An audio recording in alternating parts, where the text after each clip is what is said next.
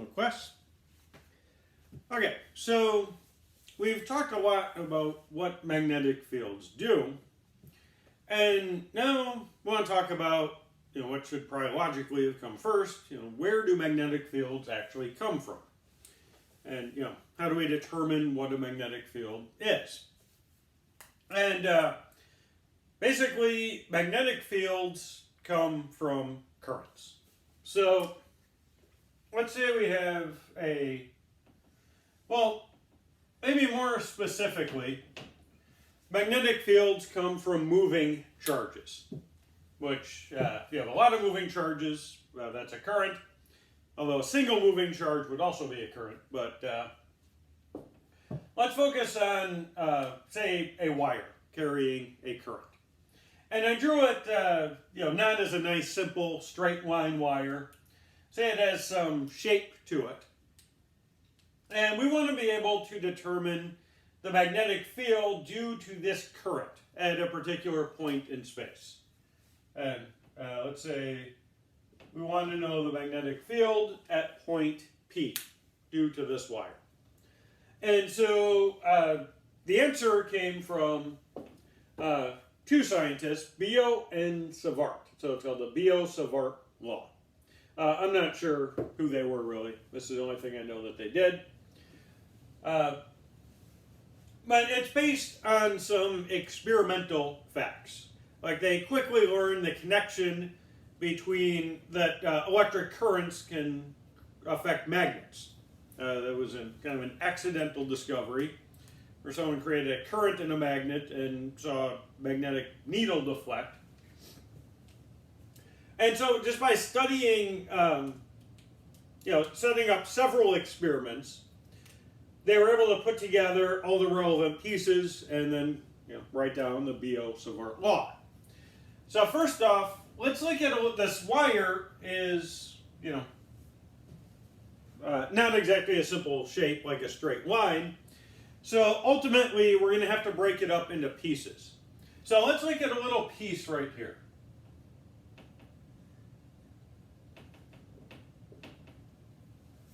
And let's call that piece, we'll define that piece by a vector ds. And let's go from that piece, let's draw a vector r that points from that line segment to point P. Now, where do we draw the start of vector r along this line segment? Who cares? We're going to take the limit that ds goes to 0 and, integrate.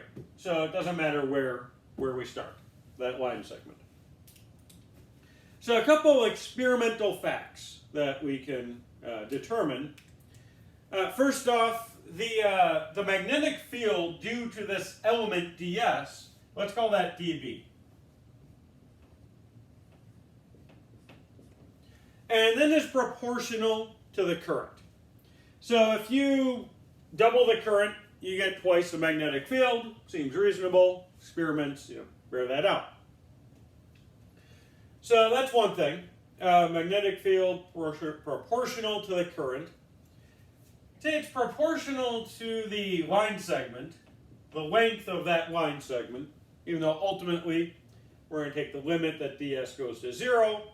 But they would do experiments with straight line segments first. It depends on the distance. That's an inversely proportional relationship. And it's an r squared type relationship. So if that point's twice as far away, the magnetic field would be 4 times as weak. And there's one more interesting factor that the magnetic field depends on, and that is the directions. So let's define this angle theta to be the angle between ds and r. And the magnetic field at that point is proportional to the sine of that angle. And we're just talking about magnitude here. Now, as far as the direction is concerned, for this point P, we'll just take it as an experimental fact that B is into the board.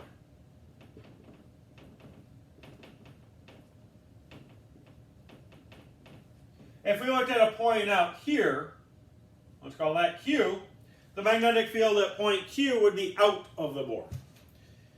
So let's put all of this together. Let's combine all these proportionality relations, dB is proportional to I ds sine of theta divided by r squared. Okay, now I'm going to do something that might seem a little bit strange, but I'm going to multiply and divide by r. So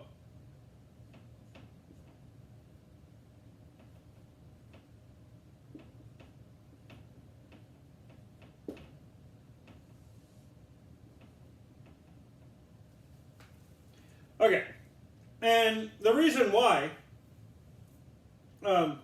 we can combine information about the magnitude and direction of the magnetic field at point P due to that element of current ds by writing this as a cross product. So we have to be a little careful about how we define it. Do you remember cross products are not commutative, like A cross B is minus B cross A. So it depends on these two vectors, ds and r. We just have to put them in the right order. And so if we just take it as an experimental fact that over here, like on the right side of the wire, the magnetic field would be into the board, and on the left side out of the board, we can see ds cross r would work. So let's do this off to the side. Let's say, I'll just erase it later. ds cross r, the magnitude of that is ds r sine of theta, which is most of the top here. So we can write the element dB as a vector and say that is proportional to I ds cross r divided by r cubed. And now all we have to do is throw in a proportionality constant. And in the SI system, I'm going to write this down. I have to look this up, not the value, that part's easy. Well, there's two ways we can write this.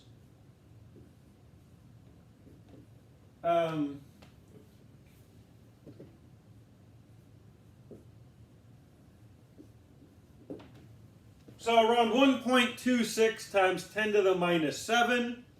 The units are Tesla meters per amp. We could also write it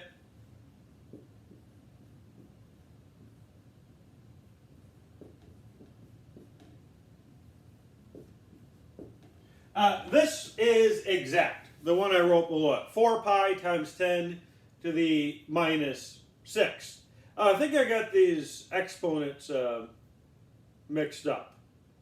What do you think about this? Well, the part that I have to always look up is what this thing is called. Do you remember we had epsilon naught, which I believe is called the permittivity of free space, and then mu naught would be the permeability of free space. I always get those two mixed up. So let me just look this up. It's called the permeability constant. And yeah, I did mix up these exponents. Sorry, this one is minus 6. That one's minus 7. So this is called the permeability. And it's called the permeability of free space because we're talking about a vacuum.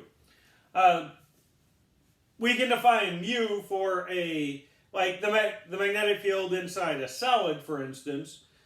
We can sometimes describe the solid by just giving it, like describing the permeability of the solid. So it'd have some value different than mu naught. So mu naught is just the permeability in a vacuum. and in a material, we could just have some other value. Okay, so now we can put all of this together. So we replace a proportionality relation with an equal sign by throwing in this constant, and we can say that dB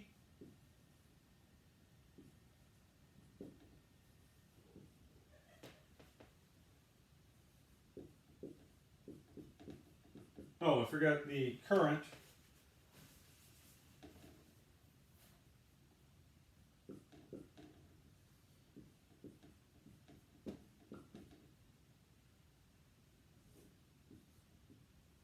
Okay, so that is the magnetic field at point P due to the element of current ds.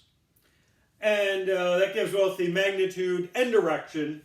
Sometimes it's better to just have, one at a time. We'll see later that we can determine the direction of the magnetic field due to a current using the right-hand rule. And what you do is you look at you put your thumb in the direction of the current, and let's say we have a wire coming out of the board. So like say a current's coming out of the board. If we surround it by magnets, we can see what the magnetic field line looks like. They're going to be circular. So this would be a magnet coming out of the board, current coming out of the board. The magnetic field lines circle around it, and the direction is given by what's called the second right-hand rule. So it's a new one, but what you do is you put your thumb in the direction of the current, and your fingers curl around in the direction of the magnetic field lines. So if it's coming out of the board, it would look like that. If it was going into the board, then they would just be, spinning around the other way. So here, it's like we can see on the right side of the wire, putting your thumb in the direction of the current, we're going into the board. Over here on the Q side, we're coming out of the board. So a lot of times, it's more convenient just to have I ds sine theta over r squared. And then, we can look at the direction from the right-hand rule. But this is a more compact way to write it. And it's not terribly difficult to, just write the magnitude of the cross product, and then you're there. And, of course, if we want the magnetic field at point B due to this entire wire, then we would just integrate. We broke up our ds are little pieces, so we just add them up by integrating. So let's actually do that. I want to look at one kind of important case, which is an infinitely long wire. Long straight wire.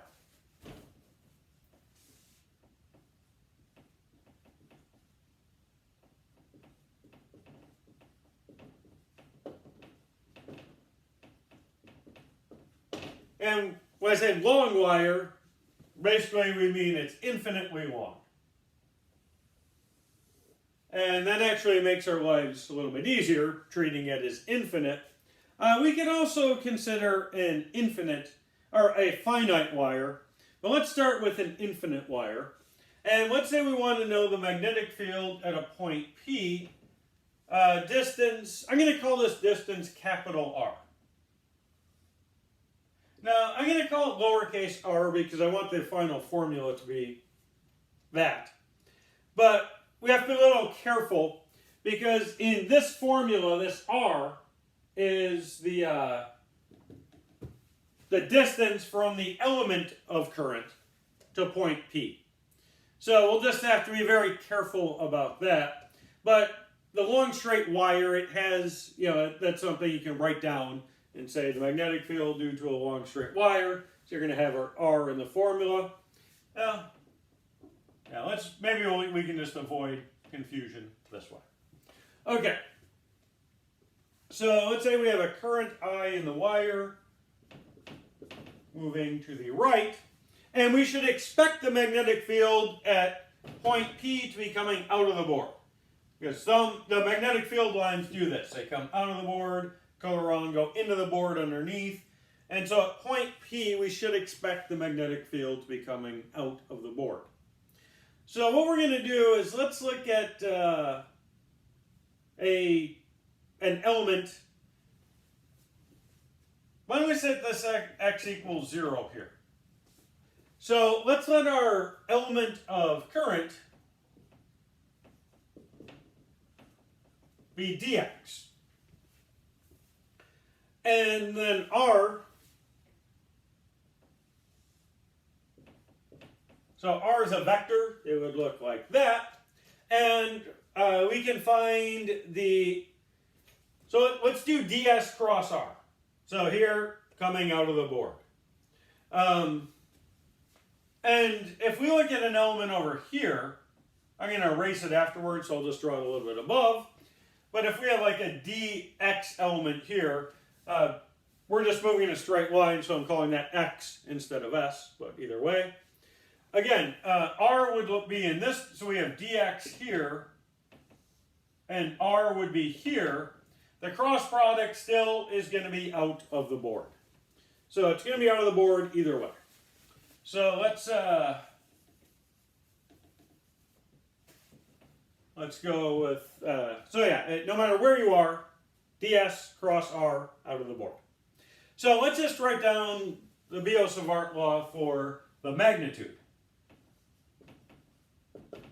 So we have mu naught I ds, and then we have an R sine of theta, but we're dividing by R cubed, so we'll have, we had an R on top, R cubed on the bottom, so we'll just make that an R squared. And so now we have to, theta is the angle here between dx and R. So now we just kind of have to plug it in and integrate.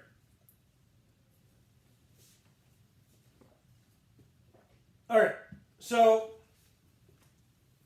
let's look at dB here. I is constant. And let's set up the integral. The magnetic field would then be, I'm going to take the mu naught out, that's a constant. And we're just looking at the magnitude of the magnetic field. We know it's coming out of the board. The current is constant, so we can take that out. And then we have the integral sine of theta dx over R squared. Okay, so yeah, let's see how we can change these. Yeah, let's say that x, we put the point under x equals 0. So this side of the triangle is x. It's negative in this case, like x is negative here. But we're integrating in this direction, so dx is positive. So we have a relation here, x squared plus capital R squared equals little r squared. So we can, and also cosine of theta is x over r. Or, sorry, sine of theta. We have a sine of theta in the formula. That would be, maybe we want to, yeah, let's do that. Sine of theta is big R over little r. So let's try and put all of this together. Let's do this first. We're integrating over x, so that's going to be from minus infinity to infinity. So we have an infinite wire. So let's do this. Let's say mu naught I integral. Now sine of theta is big R over little r. So I'm going to take the big R out. And then we have dx over r cubed.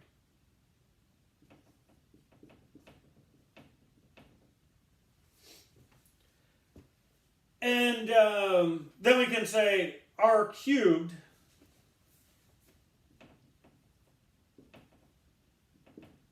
so we have mu naught I r, the integral from minus infinity to infinity, dx over r cubed. So r is x squared plus big R squared to the 1/2. So this would be x squared plus big R squared to the 3/2 power. And remember, big R is a constant. So this looks like it's going to be a trig substitution.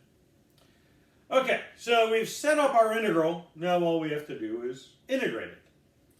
So let's let x equal r tangent theta. So I want to try and fit all this on the board without erasing anything. So I'm going to have to use this board over here. Let's say x is r tangent theta. Then x squared plus r squared. So we have r squared tangent squared theta plus r squared. That's r squared, we can factor that out, times tangent squared theta plus 1, which is secant squared theta. And so x squared plus r squared to the 3/2, that's r cubed secant cubed theta. And finally, dx is r secant squared theta, d theta. Actually, one more thing we want to do. Let's plot tangent of theta.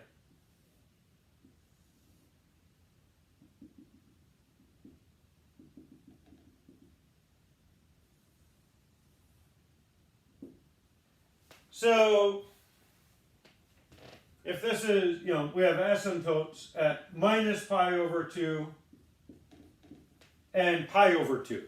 It's, tangent is sine over cosine. And so if you're, pi over 2 is 90 degrees.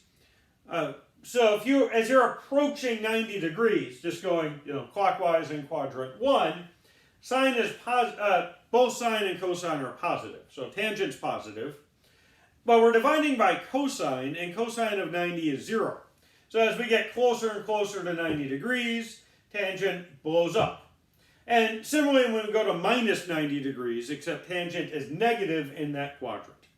So it looks like this. And so,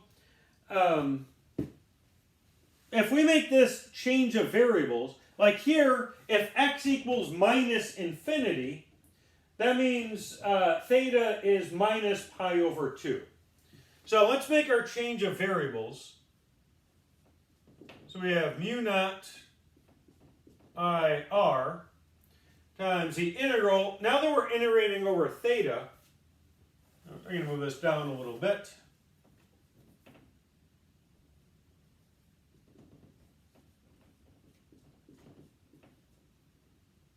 So we're integrating over theta. So again, when x is minus infinity, theta is minus pi over 2. And when x goes to infinity, theta is pi over 2. So we have dx, which is r secant squared theta, d theta. And we're dividing by r cubed secant cubed theta. Now, r is a constant. So r over, well, here we have r squared over r cubed. So we can just take all these the r's out. So we had an r here times r over r cubed. So r squared over r cubed is 1 over r.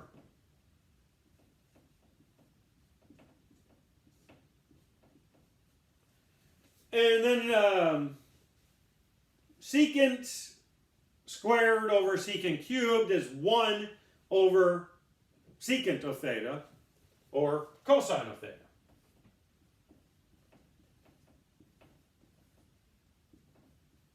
So we're almost done. Because the integral of cosine theta, that one is trivial. That's just sine of theta. So we have mu naught I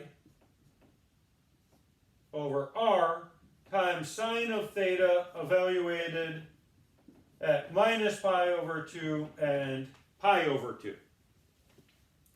And sine of pi over 2 is 1. Sine of minus pi over 2 is minus 1. So we have 1 minus negative 1, or just 2. So we have, see if I can, 2 mu naught I over r. Okay, so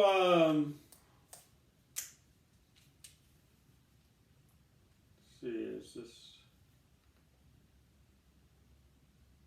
Let me just double check something.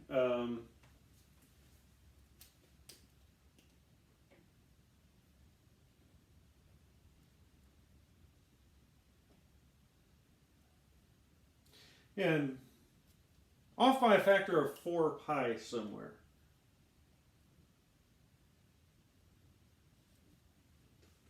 Oh, okay. Let me just, sorry, I kind of screwed something up in the very beginning. Okay, so remember going back to Coulomb's law, like electric fields and electric charges. I don't want to redo everything here. So remember we started with Coulomb's law, where we have that constant Ke. And then when we got to Gauss's law, we introduced a new constant, epsilon naught, that was related to it. And so which constant you use depends on whether you're using Coulomb's law or Gauss's law. But again, there's a relation between them, so you only really need one. But we define 2 of them anyways, just because it depends on what you consider your fundamental equation. And similarly, like right now we're talking about the Biot-Savart law, and later on we're going to talk about Ampere's law, and I actually mixed up the constants. This constant mu naught is what we use for Ampere's law, which we'll talk about later. But the point is that constant is different here. So I said our proportionality constant is mu naught. So it's actually mu naught divided by 4 pi. And so that screwed everything up here. We have to divide everything by 4 pi. So sorry, there's confusion about this, but luckily this is a known problem, like the magnetic field due to a long straight wire. So I just recognized that this was off by that factor. And so if we put a 4 pi here, we can clean this up a little bit. I'll just say the magnetic field here is then mu naught I over 2 pi r. And that is the correct field. So I used the wrong constant right in the beginning. So here we just cancel out that common factor of 2. So on the bottom we have 2 pi r. So mu naught I over 2 pi r. So yeah, in practice we use Ampere's law quite a bit, and so I associate mu naught with the constant here, and it's related to the one we're going to use later for Ampere's law. But for the Biot-Savart law, we have that factor of 4 pi in the denominator for our constant. So, but everything else was fine. It was just that part. Okay, so that's one application of the Biot-Savart law. Finding the magnetic field due to a long straight wire. We can also imagine a couple other scenarios. What if we have a semi-infinite wire? So say it starts one end you can see, but the other end goes off to infinity. Or what about just a segment of wire that you can see a starting and ending point to it, And so a lot of the details are the same. It's just the limits of integration would be different, and that can make a big, fairly significant difference anyways. In complexity, it's actually not that much more complicated. But here, just changing from x to theta, they just give us nice results. When x is minus infinity, theta is minus pi over 2. And yeah, so like x is minus infinity, theta would have to be minus pi over 2. R has no effect. If you have infinity divided by r is still infinity. And so it just made the limits a little easier to work with for an infinite wire. But yeah, maybe in class we'll do like a wire, just like a segment or something, and just for additional practice. Okay, and what's really important about the Biot-Savart law is that, this formula, this works for any current that you have, like a wire of any shape. In theory, we can calculate the magnetic field anywhere that we want. In practice, it might be difficult, especially if you want to do things analytically. That can be difficult. You can always do things numerically, particularly if you tell a computer to do it. But analytically, being able to actually carry out the integral, that's a separate issue. But yeah, I think for wires we can do that. Maybe a few other shapes we'll look at, but yeah, I think we'll stop this one